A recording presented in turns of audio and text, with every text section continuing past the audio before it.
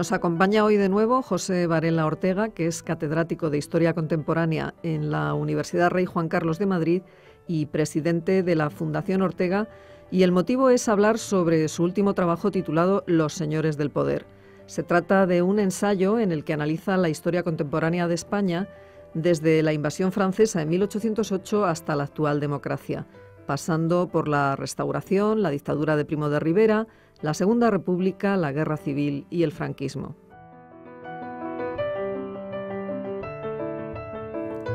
Y para continuar con la conversación en el punto en el que la dejaron la semana pasada, nos acompaña también de nuevo Antonio García Santesmases, que es catedrático de Filosofía Política en la UNED.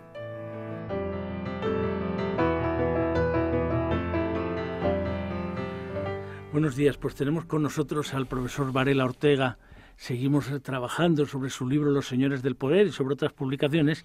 El otro día hacíamos una primera conversación sobre lo que significó la experiencia para él del magisterio de Raymond Carr, después el intento de entrar en el siglo XIX, el estudiar lo que significó la 1808, la llamada entonces Guerra de la Independencia, y nos habíamos quedado un poco en el fracaso del sexenio democrático y el esfuerzo de Cánovas de crear un sistema que de alguna forma garantizara una cierta estabilidad, un cierto turno político, y donde juega un papel esencial la figura del rey, o sea, el llamado rey soldado.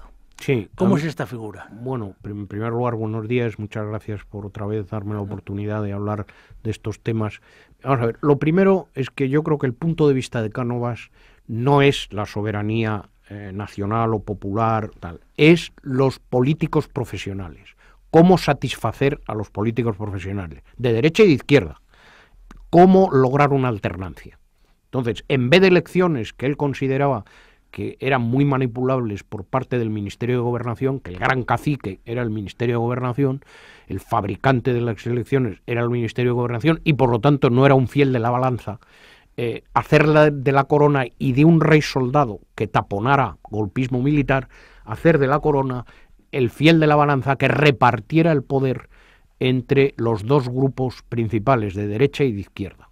Claro, eso significa hacer un sistema o construir un sistema muy constructivista, valga la redundancia. O sea, desde un punto de vista hayekiano, si quieres, sería un sistema muy constructivista, que depende demasiado, por así decir, de una figura que al final es de carne y hueso, que es la corona como institución, pero un rey como persona física, ¿no? Eso es como... Y claro, eso consigue la alternancia, encierra a los militares en los cuarteles, que es lo que Cánovas quería, acaba con el pronunciamiento, el sistema muy primitivo de alternancia vía pronunciamiento, que como sabes un colega nuestro americano de estos politólogos, que a los historiadores nos inspira a veces una cierta desconfianza, dice, bueno, pero esto es igual que elecciones, porque es recurrente, lo del pronunciamiento es igual que unas elecciones en la América Latina y en España. Claro, la contestación a eso, el robo también es muy frecuente y no es un sistema de transacción comercial razonable, ¿no? Ni predecible, sobre todo. Bueno, Cánovas consigue esto de la alternancia, que era su objetivo, pero plantea, a partir del año 14, un problema de democracia y participación popular. Eso sí lo plantea porque está en el horizonte. Quizá uno puede decir el éxito genera su propio problema. Y claro, ahí entramos en un tema. Cánovas es asesinado ya en 1897, y claro, antes de que se produzca después la crisis del 98 y la aparición de nuevas generaciones, donde de alguna forma se vuelve a plantear al principio, de nuevo, una especie de crisis de autoestima, de confianza, de la identidad nacional, y a partir de un determinado momento la irrupción, tanto la generación del 98, sobre todo, como la generación del 14. Y aquí, claro, nos entra un problema de gran relevancia, que es, de alguna manera, José Ortega y Gasset, cuando plantea en Vieja y Nueva Política, y después en España Invertebrada, bueno, pues la idea del régimen de la Restauración como una fantasmagoría, donde de alguna forma pues el gran arquitecto es Cánovas de esa fantasmagoría, ¿no? El pequeño diablo es Sagasta. Entonces, a partir de ahí la idea de que una nueva generación viene con fuerza, trata de recoger lo mejor del espíritu europeo, de la civilización, de la cultura europea. Han ido a las universidades, han empezado con todo el esfuerzo de la Institución Libre de Enseñanza y de la Junta de Ampliación de Estudios, y se encuentran con que el sistema no es capaz de integrarlos, aunque ellos quieren hacer el esfuerzo, digamos, cuando se acercan a Melquiades Álvarez, de intentar democratizar desde dentro el régimen monárquico. ¿Qué ocurre ahí? ¿Es fruto de la incapacidad de la corona? ¿Es fruto de que el sistema no daba más de sí? ¿Es fruto del impacto que va a significar tanto la Primera Guerra Mundial como la Revolución de Octubre y cómo eso conmueve pues a todas las sociedades europeas? Bueno, has planteado todo, es fruto de todo en buena medida, ¿no? Es también, digamos, la debilidad del sistema. El sistema como tal, la arquitectura del mismo o la ingeniería del sistema soluciona un problema de alternancia, pero plantea un interrogante literalmente democrático. Cuando se hace el ensayo, como dice el profesor Santos Juliá, de la monarquía, que es a través del Partido Reformista de Melquiades Álvarez, bueno, los políticos se plantean un dilema que quizá no sea tan distinto al que se le plantea hoy a la clase política, ¿no? La contradicción entre los intereses como dirigentes del poder, como profesionales de la política y sus clientelas, y el Estado, la evolución de ese Estado, la evolución democrática, la apertura democrática de ese Estado, la integración de nuevas capas sociales, de nuevos partidos como el Partido Socialista, etcétera, etcétera. Es decir, ahí ya hay unos nuevos actores que habría que integrar, y en un sistema bipartidista que garantiza la alternancia, pero no la democracia, precisamente porque garantiza la alternancia, ¿eh? En el Maurano se ve muy claro que es un intento de democratización de la derecha. La izquierda del sistema, que es Moret, dice no, oiga, esto de la democracia no nos garantiza el gobierno. Y efectivamente un sistema democrático posibilita la alternancia, pero no la garantiza. El sistema de Cánovas garantizaba la alternancia.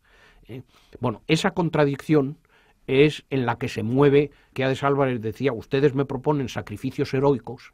Claro, los sacrificados era su clientela, es decir, la res caciquil, por así decir, ¿no? Ahora diríamos clientelas de opinión, no de influencia, como era con el caciquismo, ¿no? Pero un poquito parecido, es decir, la contradicción entre el político como dirigente de partido y el político como dirigente del Estado. Eso es lo que se plantea en esos años, ¿no? Y efectivamente hay una generación, como dices tú muy bien, de gentes que, claro, la Junta de Ampliación de Estudios, que es el resultado bueno del 98, y de la Institución Libre de Enseñanza, los envía a universidades de primer nivel en el extranjero, y claro, vuelven con una distancia sobre el mundo que les rodea político sideral, una distancia moral. Por eso Ortega dice, aquí hace falta moral pública y ciencia. Lo resume muy bien, ¿no? Eso es Europa, moral pública y ciencia. Esto no puede ser la trampa del cacique, no puede ser una administración corrupta, hay que democratizar el sistema y hay que orientar al país hacia la profesionalización y la ciencia. Bueno, eso es lógico que esa generación reaccione de esa manera. El error conceptual, no temporal, pero sí conceptual, es que en su origen eso no era una fantasmagoría, porque ahí me parece que hay una confusión entre la generación del 14, incluido Ortega, entre causas y consecuencias. Las consecuencias es la trampa y el caciquismo, pero las causas es un sistema de violencia grande, que es el sexenio revolucionario, y que es antes de eso el golpismo de partido. O sea, las causas eran muy ciertas, por eso montan ese artilugio. No solo en España, en toda Europa hay, como sabes, la frontera es la Commune francesa, hay, bueno, vamos a hacer un liberalismo y una democracia estable, ¿no? Bueno, en el año 14, o al pairo de la Primera Guerra Mundial, como dices tú muy bien, la sociedad europea es otra, la española también. En el año 18 este país ha crecido muy sustancialmente, ¿no? Desde un punto de vista económico y tal. De algún modo, el éxito de los restauradores les plantea sus problemas, les plantea el interrogante democrático, que no era como se había ideado el sistema. Ahí en la figura, cuando dices dirigente de político y dirigente de Estado, la figura de enorme interés es, yendo a las fechas, es el momento que mueren en el 25, tanto Iglesias, Pablo Iglesias, como Antonio Maura, por muy poco tiempo. Entonces, claro, ahí es muy interesante eso que tú has relatado en varias ocasiones, de cómo percibe Maura el golpe de Primo de Rivera. Es decir, en qué medida él considera que a partir de ese momento, esa frase que tú vienes a decir, esto va a implicar al final la desautorización de la corona.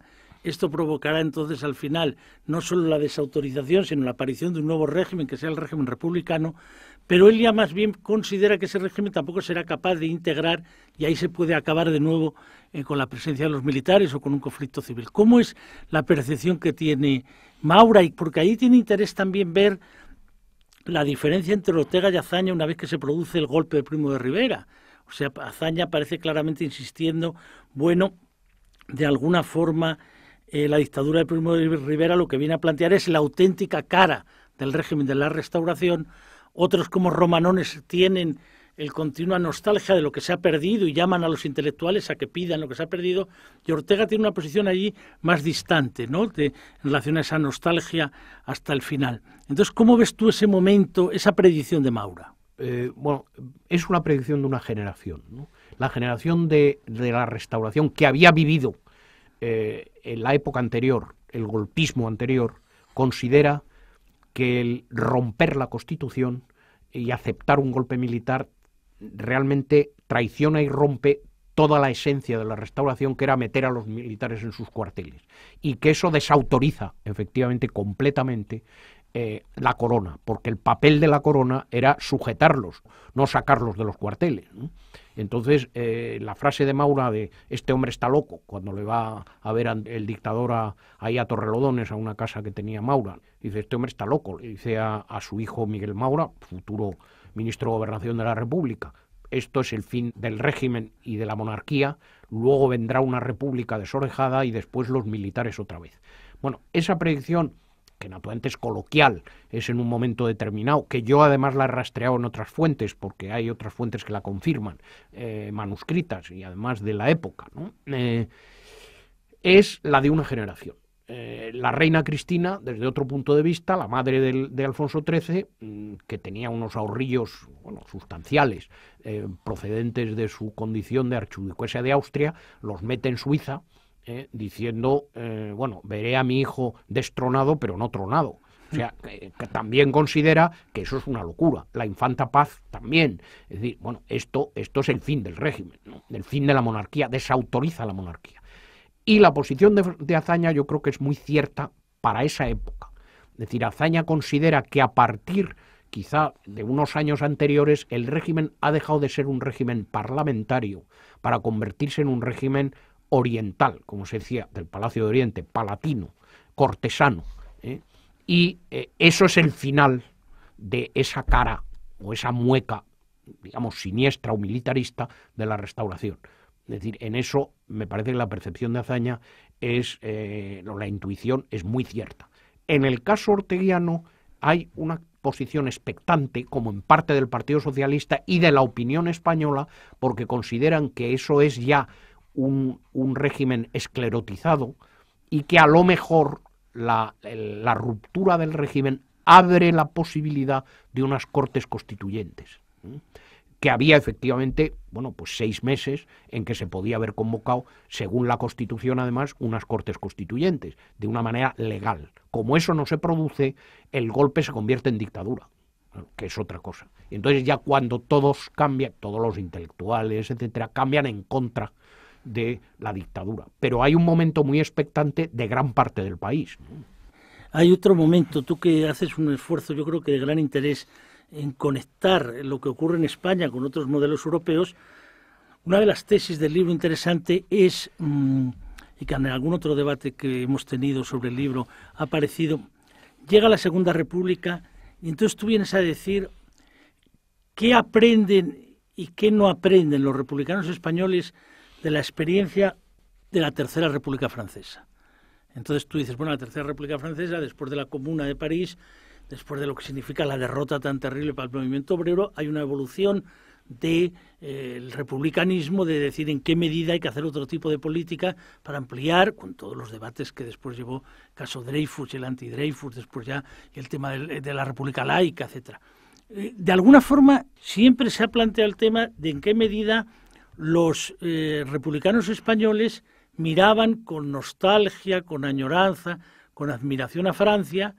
En algunas cuestiones no, por ejemplo, la cuestión territorial, hay la frase de Azaña, ¿no?, de que nosotros ya hubiera sido posible un Estado jacobino, pero eso ya no es posible, si hubiera triunfado las Cortes de Cádiz y si hubiera triunfado el liberalismo español, habría que ir a otro modelo, pero ¿en qué medida el esfuerzo que se hace del 31 al 33, es decir, el tipo de republicanismo, cómo ves tú a la altura de toda la investigación que se ha hecho después ese debate? ¿Acertaba Azaña, acertó Alcalá Zamora y Maura, acertó Ortega retirándose de la política? ¿Cuál fue el papel de los católicos? Bueno, me parece que el problema, vamos a ver, la Tercera República Francesa tiene una experiencia que no tiene la Segunda República Española, que no es solo la Comuna, que también tiene la experiencia de la Segunda República. Entonces, en el sistema de alianza revolucionario de la Segunda República, y llamémosle así obrerista, eso los mentores de la Tercera están muy escaldados del fracaso de ese experimento y por lo tanto insisten en el tema de construcción institucional de la Tercera República, de hacerla respetable en la Francia profunda, en la provincia francesa, y de insistir en la estabilidad con preferencia a la reforma y a la revolución. Es decir, ellos lo que quieren es que la Tercera República dure, por así decir, y por lo tanto están muy dispuestos a insistir en políticas institucionales y en políticas de integración. La alianza no es con el obrerismo revolucionario, sino con el orleanismo, que sería algo parecido, pues si quieres, a un Melquiades Álvarez, a la izquierda del Partido Liberal viejo de la monarquía, en fin, eso sería, a un Romanones incluso, ¿no? Eso sería la República de los Duques, que dura 15 años en Francia, y estabiliza la Tercera República. Y me parece que los republicanos nuestros, diciendo que imitan a Francia, imitan más bien la Segunda República. Y la alianza es republicano-socialista, no republicanos como derecha o centro-derecha y el Partido Socialista como centro-izquierda. Esa dialéctica no se produce, no se plantea de esa manera el régimen, ¿no? Porque me da la impresión que los republicanos heredan de la crítica válida desde un punto de vista democrático a la Restauración la idea de que cualquier transacción es corrupción y que cualquier pacto es algo nefando y es corrupto y en el fondo es la política de los caciques. Y la alternancia es, un sistema de alternancia es por definición un sistema más o menos fraudulento, corrupto, etcétera. Y eso me parece que sí le plantea al régimen muchos problemas en el futuro, ese tipo de planteamientos. Otro tema es, claro, el que tú has aducido antes. Hombre, que Shlomo Ben-Ami también lo señala, ¿no?, en sus libros y en el prólogo que me hace. Y bueno, vamos a ver, ¿cómo es posible que habiendo una base sociológica para una derecha republicana y una derecha de centro, no fueran los políticos de la República capaces de construir un partido de derechas moderado, centrado, etcétera? Porque tenían las gentes, efectivamente, Miguel Maura, Alcalá Zamora, etcétera, etcétera.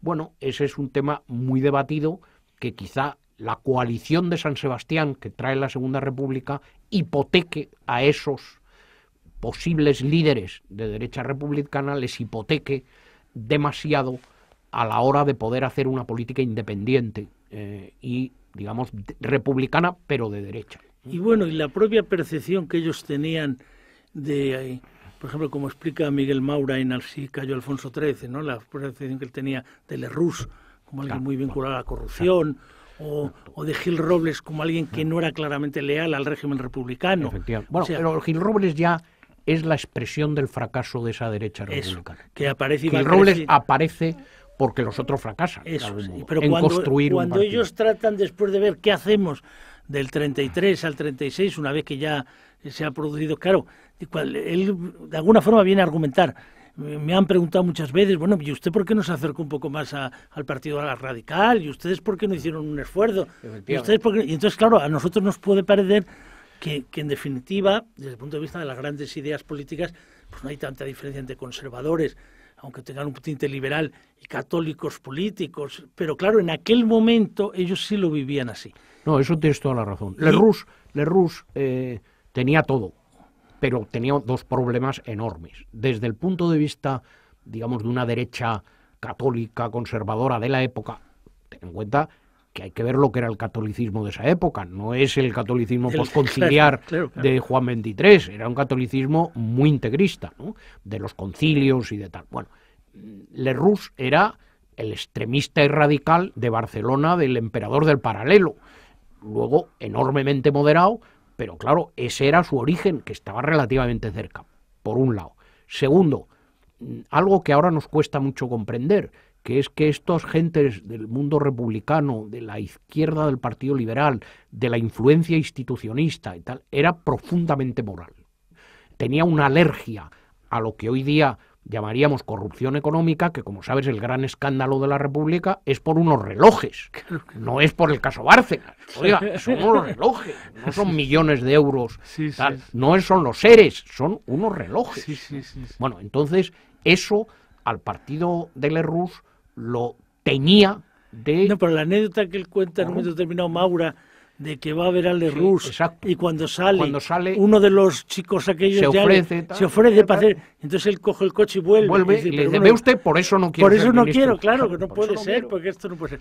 Hay un tema interesante en el libro y en tus escritos, como tú atiendes mucho al contexto internacional, que es el siguiente.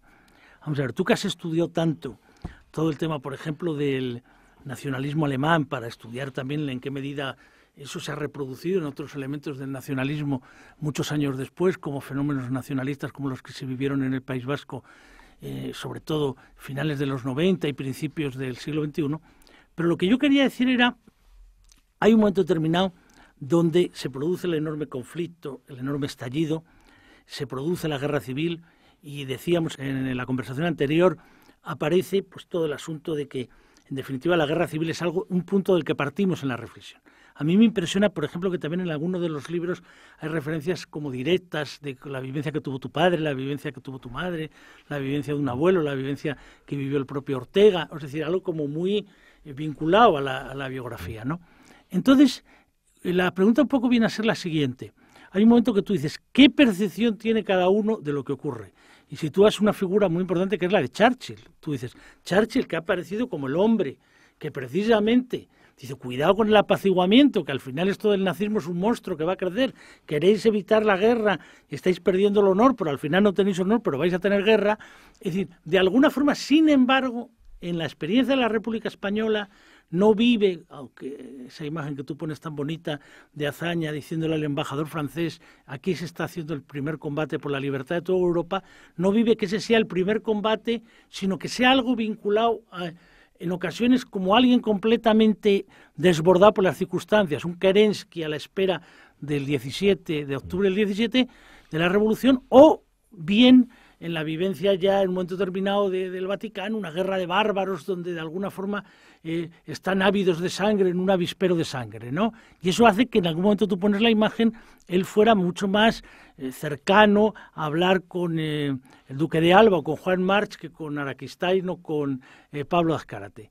¿Cómo es un poco esa vivencia? No, yo creo que en eso es de las pequeñas aportaciones que a mí me parece que ha acertado, o eso me creo, esa ilusión me hago, que es exactamente lo que tú has señalado, que es que la gente en el 36 no vivía el 39 con Hasa hostigado por Hitler en Checoslovaquia, en Polonia, el monstruo que está acabando con todo, ¿no? El Napoleón sangriento, ¿no? No, vivía mucho antes. Su modelo era Kerensky. Todavía no se sabía mucho lo que iba a ser Hitler, o por lo menos no se percibía mucho. Por lo tanto, incluso Churchill, que es un hombre particularmente alerta del peligro fascista y nazi, de un punto de vista democrático y de un punto de vista de imperialismo europeo, lo que está pensando y viviendo es Kerensky. Fíjate que el propio Alcalá Zamora decía, quiero una república que no sea la de Kerensky, sino la de Thiers. Es decir, que la gente, sus modelos son todavía otros en el año 36. O sea, tiene que llegar la crisis de Múnich para que la predicción de un Negrín se empiece a hacer realidad, ¿no? Y empiecen a decir, bueno, esto tiene muy mala cara, ¿no? Ni siquiera un Basil Liddell Hart, coronel de Estado Mayor y gran estratega y miembro además de la Junta de Defensa Imperial inglesa, que desde un punto de vista puramente profesional, aséptico, les dice, ojo, el hecho de que una potencia proclive a Alemania controle el estrecho, para nosotros es peligrosísimo. Ni siquiera eso les impresiona, porque creen que los militares rebeldes van a ser más nacionalistas españoles que proclives a la cosa nazi. Y por lo tanto, que es posible manejarlos de algún modo. Toman un riesgo enorme, ¿no? Pero bueno, es evidente que eso no les sale mal, aunque pudieran discutirse enormemente. Es decir, que la obsesión para ellos es la revolución rusa mucho más que la revolución nazi, por decirlo de otra manera.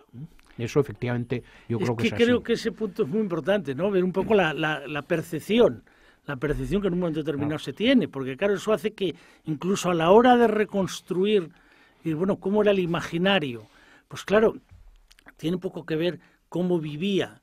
Y aquí ahora ya tenemos que terminar, no tenemos más tiempo, pero en el libro aparecen, por ejemplo, muchas de esas referencias.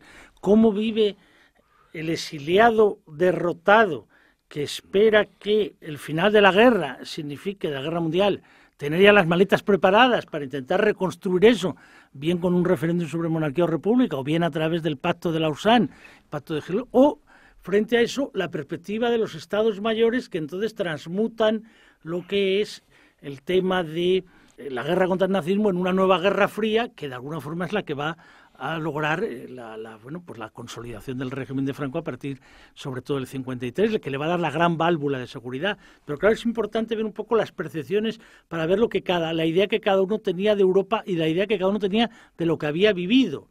Se había vivido el primer capítulo de una guerra que vino después, se había vivido algo mucho más específicamente español, con conexiones internacionales, pero específicamente español, y por eso, en ese sentido, pues el libro ayuda mucho. Bueno, pues agradecemos mucho a José Varela Ortega que nos haya acompañado y recomendamos vivamente este libro, Los señores del poder, porque tiene ese elemento interesante, que es al acercarse a la filosofía y al pensamiento español del siglo XX, ver un poco las distintas conexiones desde 1808 hasta llegar hasta el 2012 o el 2013, aunque no hayamos tenido tiempo para entrar, porque eso hubiera significado otro programa. Nada más y muchas gracias. Bueno, muchas gracias a ti, Antonio.